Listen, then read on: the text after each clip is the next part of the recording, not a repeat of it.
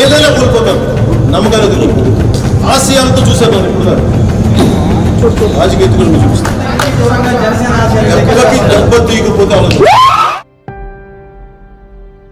అధికార మదంతో ఒళ్ళు బలిసి కొట్టుకుంటున్న వైసీపీ అనబడే మహిషానికి కొమ్ములు ఇరగొట్టి కింద కూర్చోబెట్టి వచ్చే ఎన్నికల్లో సరికొత్త ప్రజాప్రభుత్వాన్ని స్థాపిస్తాం. వైసీపీ వ్యతిరేక ఓటుని చీల్చే ప్రసక్తే లేదు. ఆంధ్రప్రదేశ్ రాష్ట్ర బాధ్యతని పవన్ కళ్యాణ్ తీసుకుంటాడు, జనసేన తీసుకుంటాడు. ఎక్స్పెరిమెంట్స్ చెయ్యం, అసెంబ్లీలో అడుగు పెట్టే విధంగానే ఉంటుంది మా ప్రణాళిక.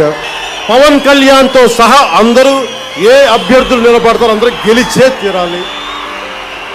ఓటుని వేస్ట్ కానివ్వం, జనసేన సత్తాని చాటుతాం.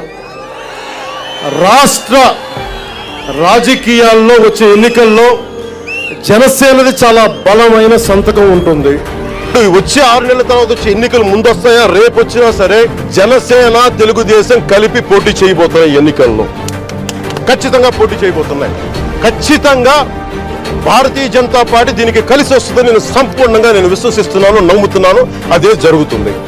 జగన్ గుర్తుపెట్టుకో, అధపాతాళానికి తొక్కకపోతే నా పేరు పవన్ కళ్యాణే కాదు, నా పార్టీ జనసేనే కాదు.